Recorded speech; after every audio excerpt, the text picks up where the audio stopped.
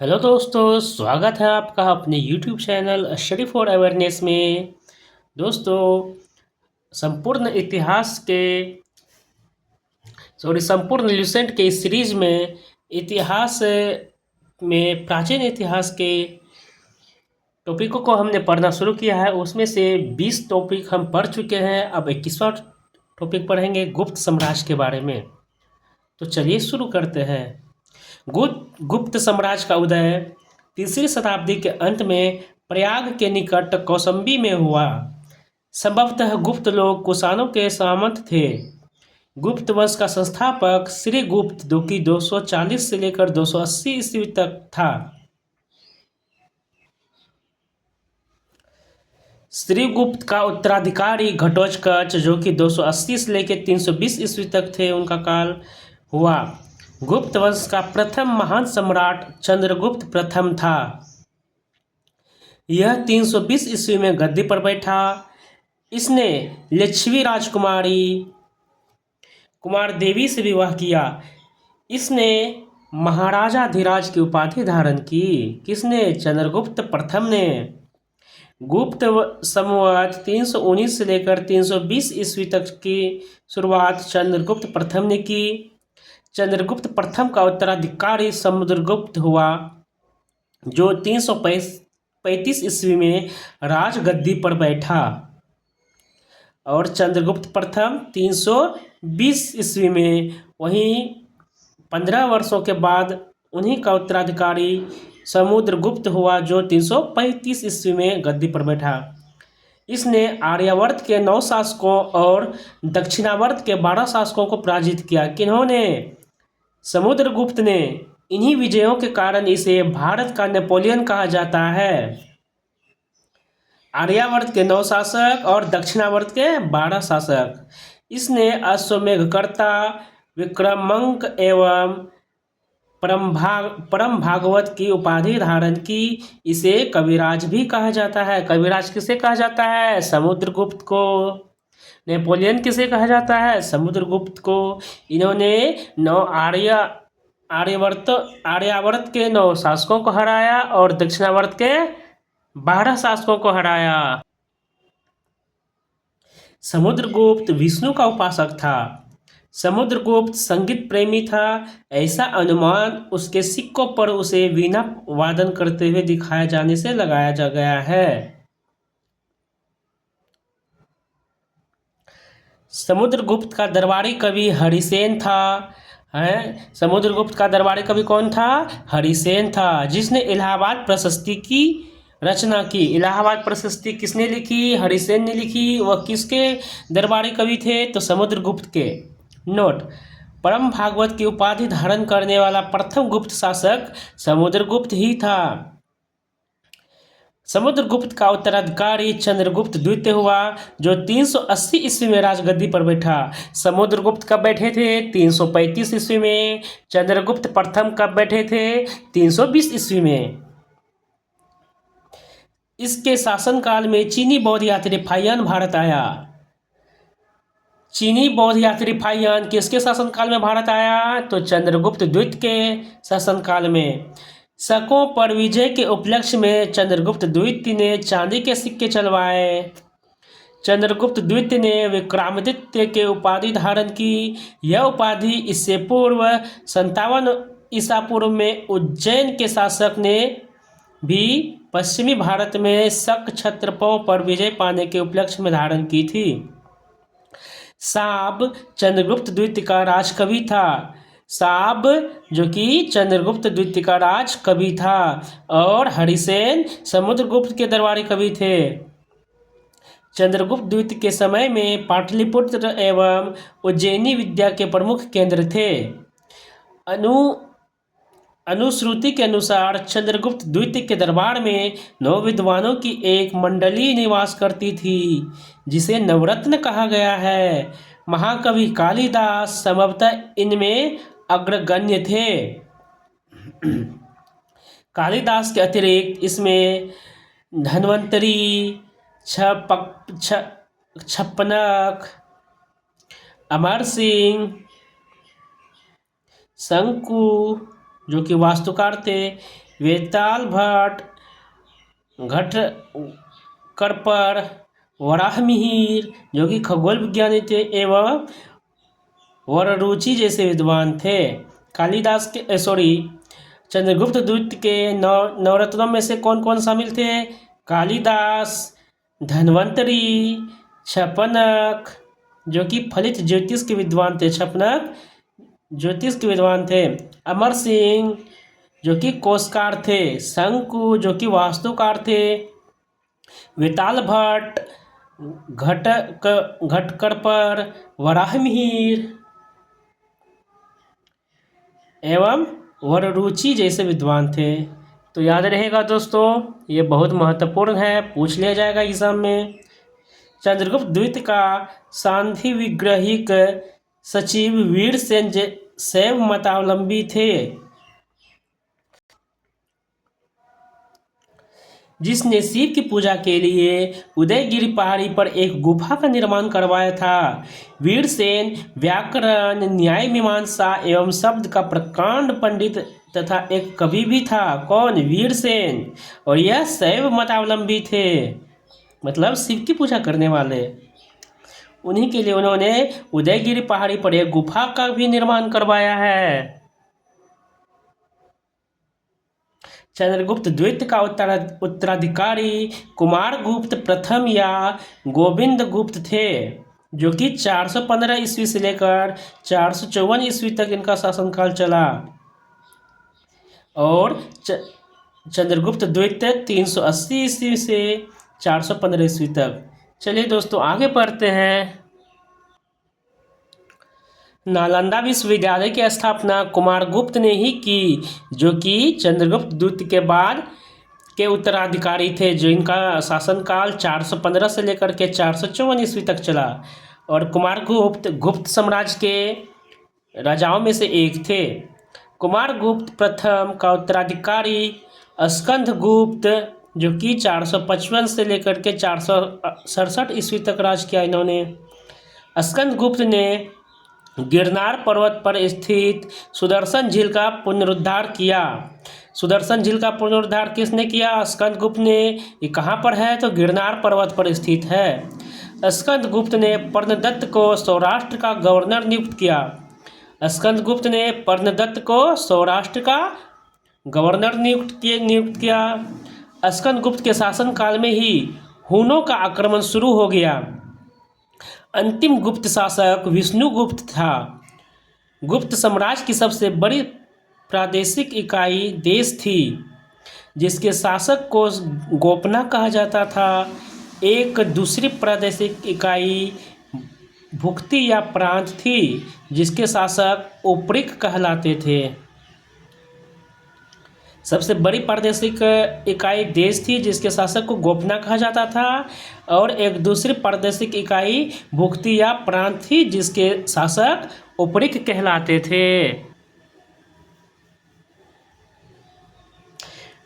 भुक्ति के नीचे विषय या जिला नामक प्रशासनिक इकाई होती थी, जिसके प्रमुख विषयपति कहलाते थे। पुलिस विभाग के साधारण कर्मचारियों को चाट एवं भाट कहा जाता था। पुलिस विभाग का मुख्य अधिकारी दंडपाशिक कहलाता था। पुलिस विभाग का मुख्य अधिकारी क्या कहलाता था? दंडपाशिक कहलाता था। और अभी के समय में दोस्तों उसे ही हम डीजीपी कहते हैं। प्रशासन की सबसे छोटी इकाई ग्राम थी। ग्राम का प्रशासन ग्राम सभा द्वारा संचालित होता था। ग्राम सभा का मुखिया ग्रामिक कहलाता था। ग्राम सभा का मुखिया कहलाता था, ग्रामिक कहलाता था, एवं अन्य सदस्य महत्तर कहलाते थे। ग्राम समूहों की छोटी इकाई को पैठ कहा जाता था। गुप्त शासक कुमारगुप्त के दामोदरपुर ताम्रपत्र में भूमि बिक्री संबंधी अधिकारियों के क्रियाकलापों का उल्लेख है। भू राजस्व कुल उत्पादन का 1/4 भाग से 1/6 भाग हुआ करता था। गुप्त काल में बलात् श्रम राज्य के लिए आय का एक स्रोत माना जाता था। इसे जनता द्वारा दिया जाने वाला कर भी माना जाता है। गुप्त काल में बलात् श्रम जो कि वृष्टि राज्य के लिए आय का एक स्रोत माना जाता था। इसे जनता द्वारा दिया जाने वाला कर था। गुप्त काल का कर का क्या नाम था? ब्लात श्रम। आर्थिक उपयोगिता के आधार पर निम्न प्रकार की भूमि थी। पहला क्षेत्र, कृषि करने योग्य भूमि। वास्तु, वास करने योग्य भूमि। एवं चारागाह भूमि, जो कि पशुओं के चारा योग्य भूमि थी। सील, यानी कि ऐसी भूमि जो जोतने योग्य नहीं होती थी। अपृहत, ऐसा भूमि जो जंगली होती थी। आर्थिक उपयोगिता के आधार पर निम्न प्रकार की भूमि थी। कौन से? क्षेत्र थे, वास्तु थे, चारागाह थी, सील थी और अपृहत थी। क्षेत्र कृषि करने योग्य भूमि थी। वास्तु वास करने योग्य थी। चारागाह चारा पशुओं के चारा योग्य भूमि थी। सील ऐसी भूमि जो जोतने योग्य नहीं थी, मतलब बंजर भूमि। अपृहत ऐसी भूमि जो बजंगली होती थी। सिंचाई के लिए रहट या घंटी यंत्र का उपयोग किया जाता था। श्रेणी के प्रधान को ज्येष्ठक कहा जाता था। गुप्त काल में उज्जैन सर्वाधिक महत्वपूर्ण व्यापारिक केंद्र था। गुप्तकालीन प्रसिद्ध मंदिर, विष्णु मंदिर, इसका यह कहाँ है? तिगवा, जो कि जबलपुर मध्य प्रदेश में पड़ता है। शिव मंदिर भूमरा में है, जो कि नगौदा मध्य प्रदेश में है। पार्वती मंदिर नैना कुठार में है। सारे के सारे मध्य प्रदेश में पड़ते हैं। एक लक्ष्मण मंदिर है जो ईंटों द्वारा निर्मित है, यह भीतर गांव कानपुर उत्तर प्रदेश में पड़ते हैं। दशावतार मंदिर ईंटों द्वारा निर्मित है, यह देवगढ़ में पड़ता है, जो कि ललितपुर उत्तर प्रदेश में है। शिव मंदिर खोह, जो कि नागौर मध्य प्रदेश में है। मध्य प्रदेश में 2 शिव मंदिर है, एक भूमरा में पड़ता है, एक खोह में पड़ता है। गुप्त राजाओं ने सर्वाधिक स्वर्ण मुद्राएं जारी की। इनकी स्वर्ण मुद्राओं को अभिलेखों में दिनार कहा गया है। गुजरात के बाद गुप्त राजाओं ने बड़ी संख्या में चांदी के सिक्के जारी किए, जो केवल स्थानीय लेन देन में चलते थे।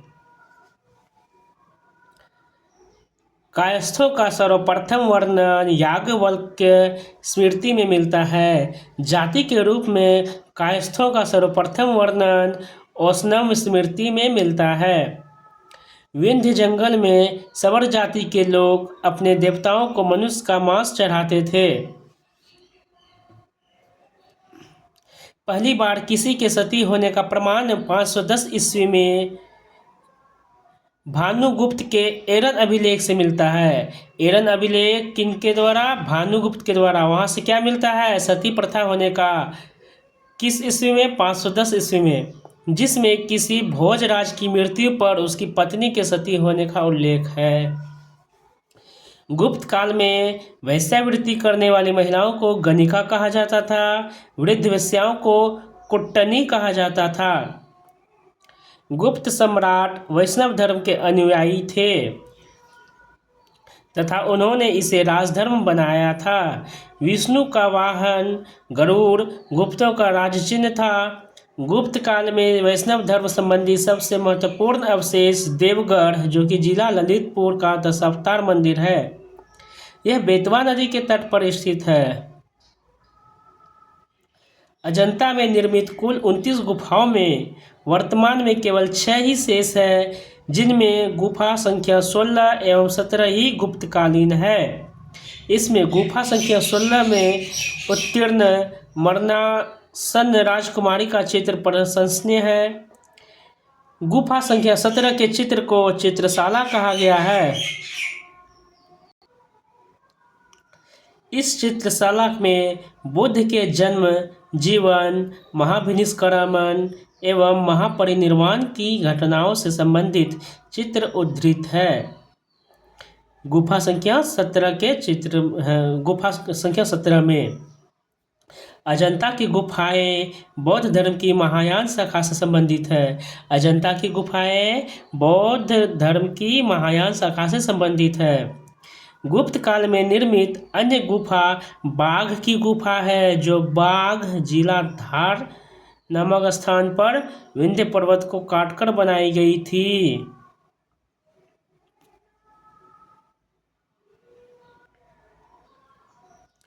गुप्त काल में विष्णु शर्मा द्वारा लिखित पंचतंत्र, जो कि संस्कृत को संसार का सर्वाधिक प्रचलित ग्रंथ माना जाता है। बाइबिल के बाद इसका स्थान दूसरा है।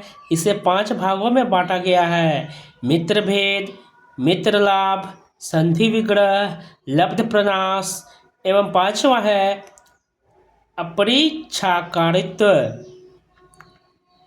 बाइबिल के बाद इसका स्थान दूसरा है। इसे 5 भागों में बांटा गया है। पंचतंत्र है ना, ग्रंथ है एक, इसे 5 भागों में बांटा गया है।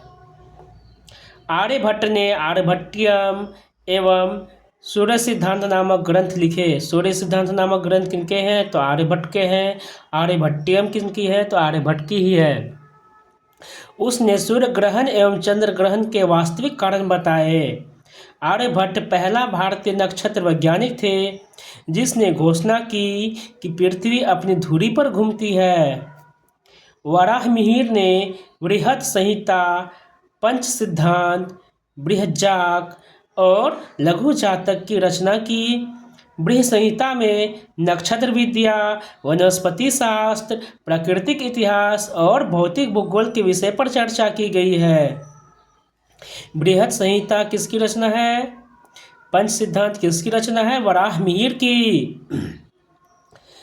ब्रह्मगुप्त इस युग के महान नक्षत्र वैज्ञानिक एवं गणितज्ञ थे। उसने यह घोषणा करके न्यूटन के सिद्धांत की पूर्व कल्पना कर ली। प्रकृति के एक नियम के अनुसार सभी वस्तुएं पृथ्वी पर गिरती है, क्योंकि पृथ्वी स्वभाव से ही सभी वस्तुओं को अपनी ओर आकर्षित करती है। यह बात किसने कही थी? तो ब्रह्मगुप्त ने की थी। गुप्त काल में पलकानव ने पशु चिकित्सा पर हस्त्यार्वेद का लिखा। गुप्त काल में पलकानव ने पशु चिकित्सा पर हस्त्यार्वेद लिखा। नवनीतकम की रचना गुप्त काल में की गई है। इस पुस्तक में नुस्खे, सूत्र और उपचार विधियां दी गई है। किस पुस्तक में? नवनीतकम में। पुराणों की वर्तमान रूप में रचना गुप्त काल में हुई। इसमें ऐतिहासिक परंपराओं का उल्लेख है। संस्कृत गुप्त राजाओं की शासकीय भाषा थी। गुप्त काल में चांदी के सिक्कों को रुपयका कहा जाता था। गुप्त काल में चांदी के सिक्कों को रुपयका कहा जाता था। याज्ञवल्क्य, नारद, कात्यायन एवं बृहस्पति स्मृतियों की रचना गुप्त काल में ही हुई। मंदिर बनाने की कला का जन्म गुप्त काल में ही हुआ। मंदिर बनाने की कला का जन्म कब हुआ? तो गुप्त काल में ही हुआ। त्रिमूर्ति की अवधारणा का विकास गुप्त काल में ही हुआ। गुप्त वंश के शासकों ने मंदिरों एवं ब्राह्मणों को सबसे अधिक ग्राम अनुदान में दिया। गुप्त काल लौकिक साहित्य की सर्जना के लिए स्मरणीय है। भास के 13 नाटक इसी काल के हैं। शूद्रक का लिखा नाटक मृच्छकटिकम या माटी की खिलौना गाड़ी, जिसमें निर्धन ब्राह्मण के साथ वेश्या का प्रेम वर्णित है, प्राचीन नाटकों में सर्वोत्कृष्ट माना जाता है। कौन सा? शूद्रक का लिखा नाटक मृच्छकटिकम। इसमें क्या है? निर्धन ब्राह्मण के साथ वेश्या का प्रेम वर्णित है। कालिदास की कृति अभिज्ञान शाकुंतलम, जो कि राजा दुष्यंत एवं शकुंतला के प्रेम की कथा है, द्वितीय भारतीय रचना है जिसका अनुवाद यूरोपीय भाषाओं में हुआ। ऐसा प्रथम रचना है भगवत गीता। सांस्कृतिक उपलब्धियों के कारण गुप्त काल को भारतीय इतिहास का स्वर्ण युग कहा जाता है। सांस्कृतिक उपलब्धियों के कारण गुप्त काल को भारतीय इतिहास का स्वर्ण युग कहा जाता है। नोट: नगरों का क्रमिक पतन गुप्त काल की महत्वपूर्ण विशेषता थी। तो दोस्तों, इस प्रकार हमारा गुप्त साम्राज्य जो कि 21वां टॉपिक था वो भी खत्म हुआ। अब आगे हम पढ़ेंगे 22वां टॉपिक वाकाटक राजवंश के बारे में। तो वो पढ़ेंगे अगले वीडियो में। आज के लिए बस इतना ही। धन्यवाद दोस्तों।